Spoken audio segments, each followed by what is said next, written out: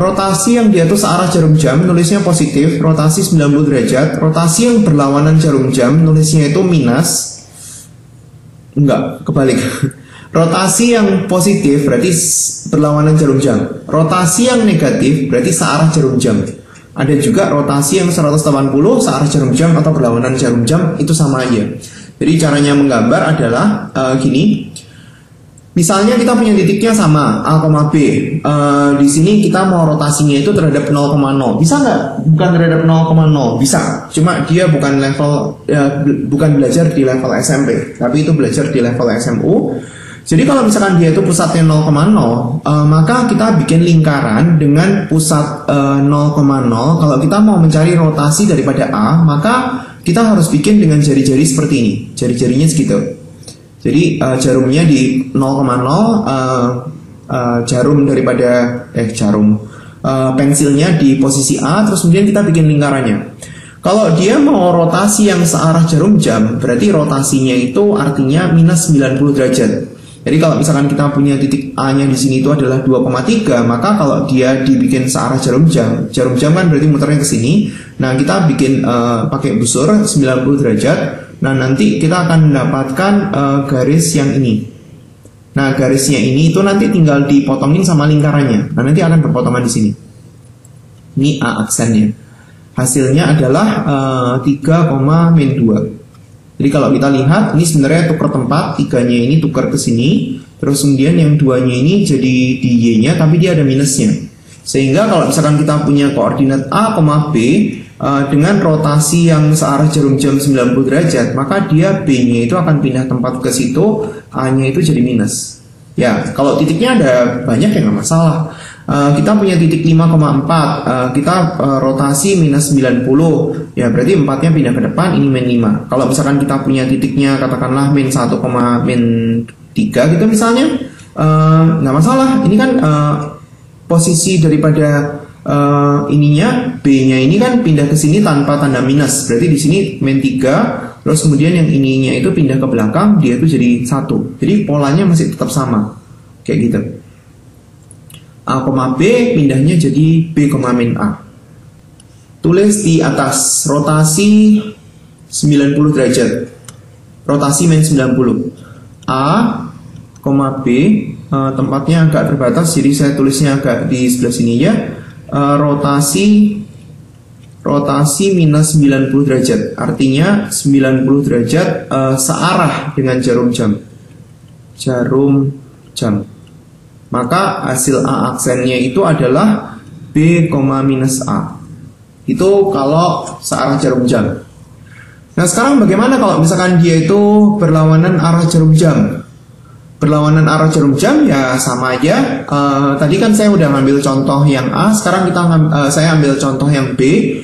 Kalau misalkan kita mau mencari rotasi B 90 derajat berlawanan arah jarum jam. Jarum jam arahnya kemana ya? Ke sini. Ini berlawanan jarum jam. Berarti dari B ini kita bikin lingkaran dengan jari-jarinya itu adalah OB. Ini jari-jarinya. Nah, terus kemudian kita bikin sudut 90 derajat. Jadi 90 derajat ke sini. 90 derajatnya akan dapat gambar garis di sini. Itu 90 derajat. Nah, nanti akan ketemu di sini.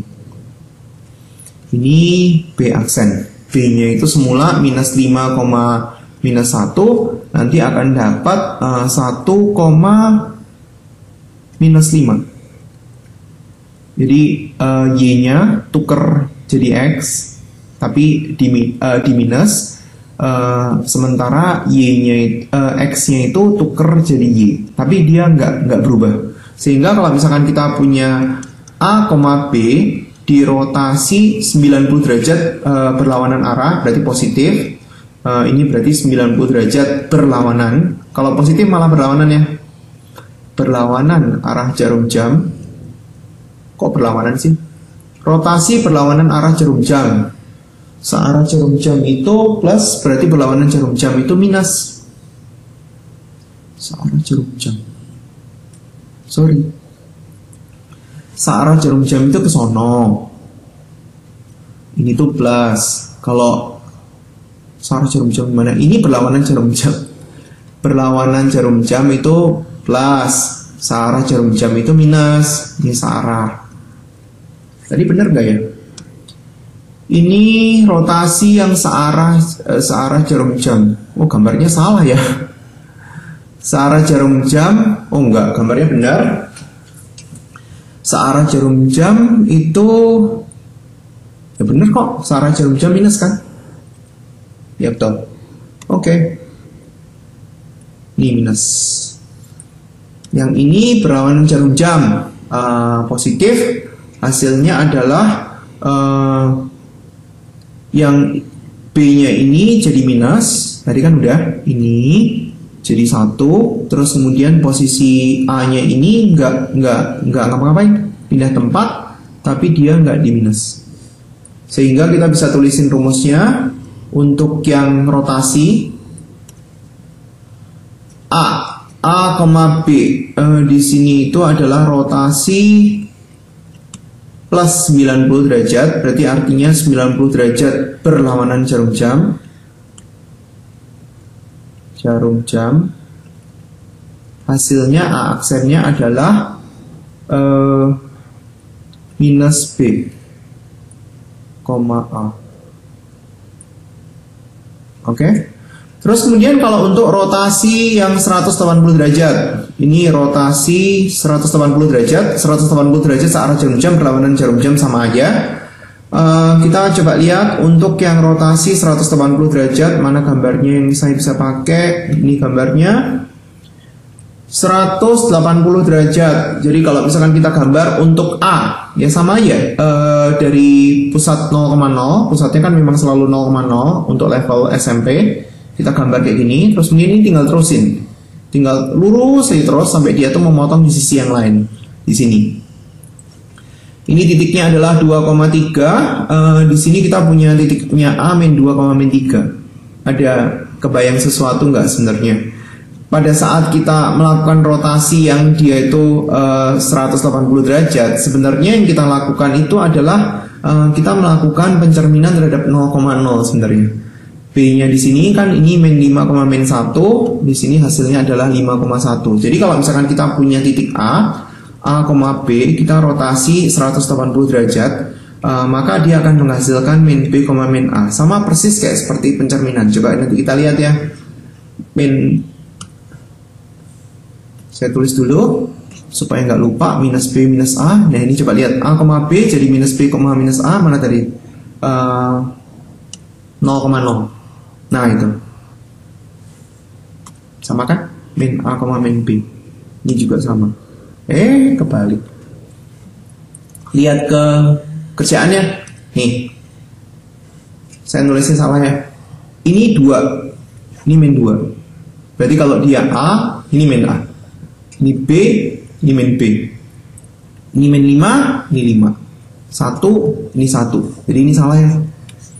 A aksennya berarti adalah min A, min B. Jadi nulis di atasnya masih dibenerin. Mana ya? Ini bukan minus B, tapi ini adalah minus A. Tulis di sebelahnya ya. A aksen sama dengan minus A, minus B.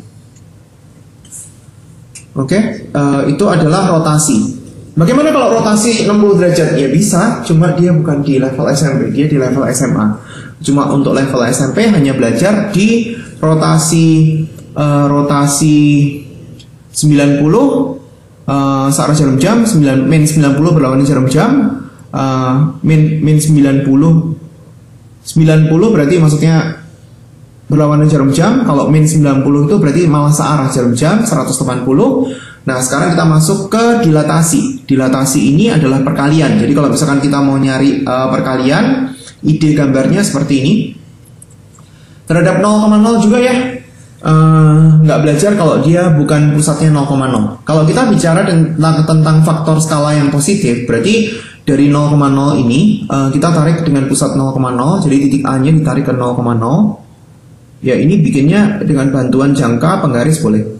Ini. Terus kemudian kita kalau faktor skalanya positif, berarti arahnya itu akan ke sana. Itu kalau faktor skalanya positif. Kalau faktor skalanya negatif, berarti arahnya malah kebalikan ke sana. Ini kalau faktor skalanya negatif. Jadi kalau faktor skalanya 2, berarti dari sini ke sini itu kita ukur berapa. Terus kemudian 2 kali lipatnya, berarti ke sono lagi. Nah sekarang kalau misalkan kita cari, ya sebenarnya kita bisa lihat dari perpindahannya dia. Ini kan 2 satuan ke kanan, terus kemudian 3 satuan ke atas, berarti dari sini juga sama. 2 satuan ke kanan, terus kemudian kita gerak 3 satuan ke atas, berarti A aksennya itu ada di sini sebenarnya. Jadi kalau misalkan kita punya A 2 ada 0,3, maka A aksennya itu adalah 4,6 kalau kita mencari tahu koordinatnya. Demikian juga kalau misalkan kita mencari tahu hasil daripada koordinat transformasi daripada B. B ditarik terhadap O, kalau misalkan kita punya faktor skala 2, berarti dia akan lari ke sini. Ini ke sini berapa? 2 satuan ke kiri, 1 satuan ke atas, ya ini sama. 2 satuan ke kiri, kayak gitu.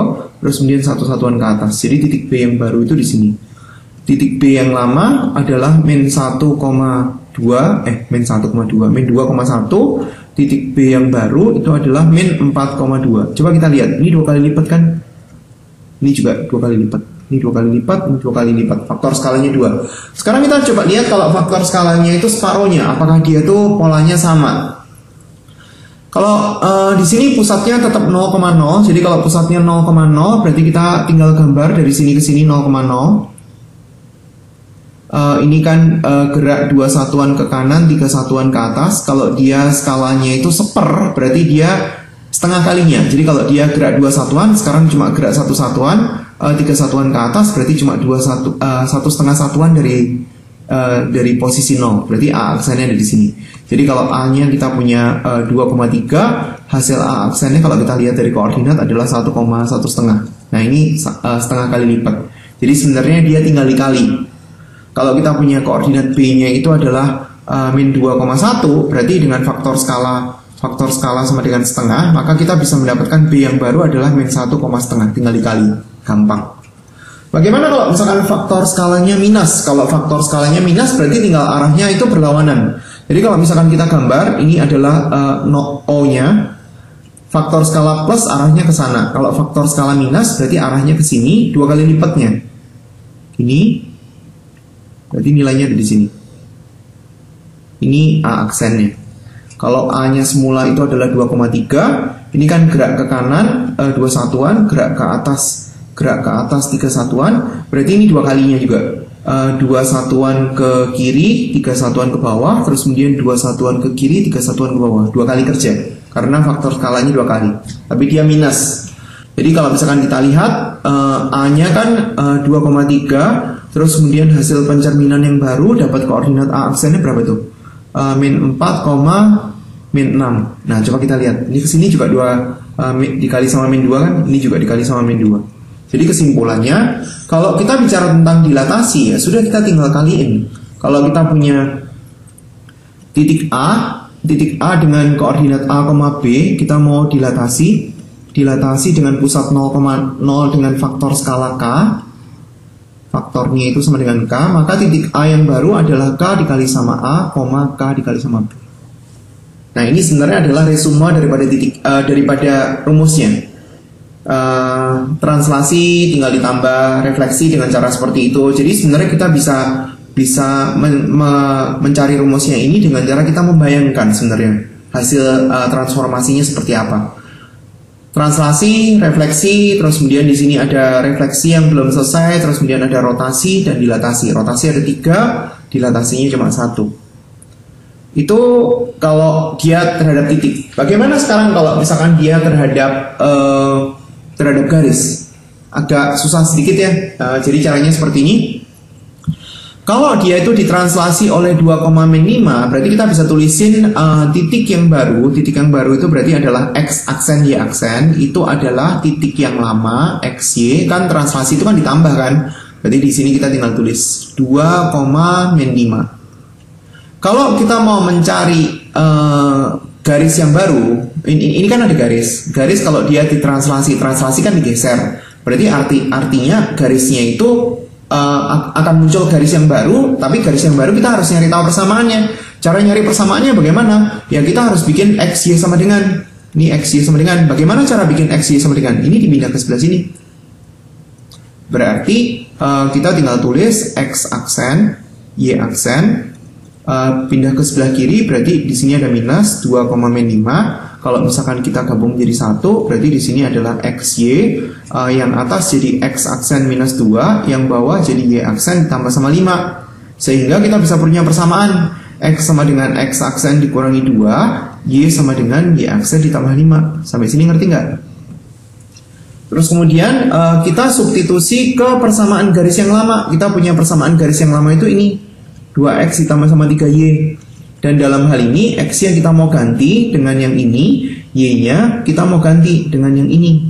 Jadi saya ganti ya, 2X yang kita ganti, X aksen dikurangi 2 ditambah 3, Y-nya kita ganti, Y aksen ditambah sama 5 sama min 12 sama dengan 0. Terus kemudian disederhanain dulu, dikali masuk ya, disubstitusi di perkalian distributif. 2X aksen min 4 ditambah sama 3Y aksen ditambah sama 15 dikurangi sama 12 sama dengan 0, dikumpulin jadi 1. 2X aksen ditambah sama 3Y aksen, angka-angkanya ditambahin, min 4 ditambah sama 15 berarti adalah 11, 11 dikurangi 12 berarti adalah min 1. Nah, ini adalah persamaan garis yang baru.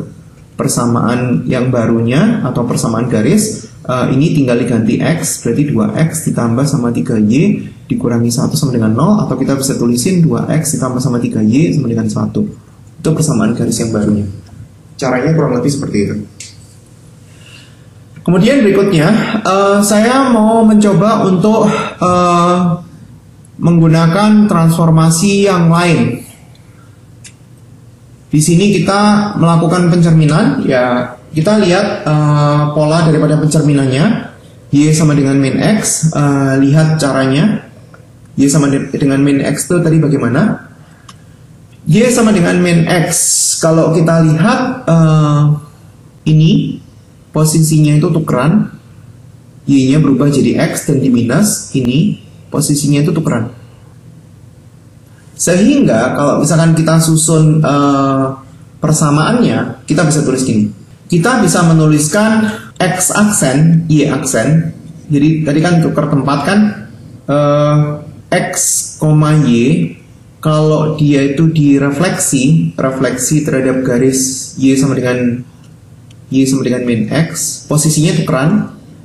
Ini tukeran jadi X, tapi dia itu ini tukeran jadi ini X aksen Y aksen ya. Saya tulis dulu X aksen Y aksen. Nanti tempatnya itu akan pindah ke sini, jadi dia akan jadi minus. Terus kemudian yang ini itu pindah ke sini dan dia itu ada minusnya juga. Jadi dari sini kita bisa lihat bahwa X aksen itu sama dengan minus Y. Terus kemudian Y aksen itu sama dengan minus X. Ditukar dikali minus. Sehingga kita bisa tulis Y sama dengan minus X aksen. Kita bisa tulis X sama dengan minus Y aksen. Sama kayak tadi kan, kita harus bikin X sama dengan sama Y sama dengan. Yang ini kita bikin jadi X sama dengan, sama kita bikin jadi Y sama dengan. Ini kita butuh ini sama ini. Terus kemudian kita masukin ke persamaan. Persamaannya soalnya itu adalah Y sama dengan X kuadrat plus 2, X kuadrat plus 2, X plus 3. Y-nya kita ganti dengan ini, berarti adalah minus X aksen. X-nya kita ganti, X-nya ini kita ganti dengan ini, ganti minus Y aksen, jangan lupa ada kuadratnya. Ini ada minus Y aksen ditambah sama 3, ya udah. Ini tetap minus X aksen, ini dibuka, minusnya berarti nggak ada gunanya. Y aksen kuadrat, ini dikurangi 2Y aksen ditambah sama 3. Nah, persamaan barunya kita tinggal tulis persamaan baru, berarti adalah minus X sama dengan Y kuadrat. Aksen-aksennya dihilangin semua, minus 2Y ditambah sama 3. Atau kita bisa tulis X sama dengan minus Y kuadrat ditambah sama 2Y minus 3. Itu sama aja, itu hasilnya. Contoh yang terakhir adalah dilatasi dengan faktor skala 3. Jadi kalau misalkan kita mau lihat dilatasi ini dikali. Dilatasi ini masuk di bagian yang ini. A jadi K kali A, B-nya jadi K kali B.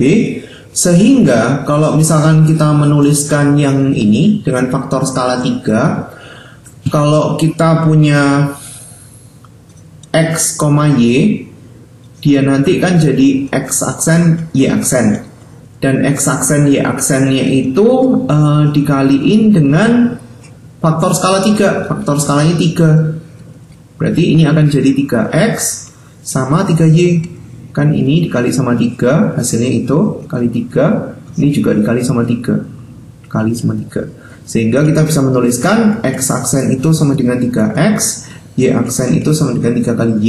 Dan kalau misalkan kita ganti X sama dengan, berarti sepertiga kali X aksen, Y-nya kita bisa ganti jadi sepertiga kali Y aksen. Nah, kita butuh ini dan kita butuh ini untuk dimasukin ke persamaan.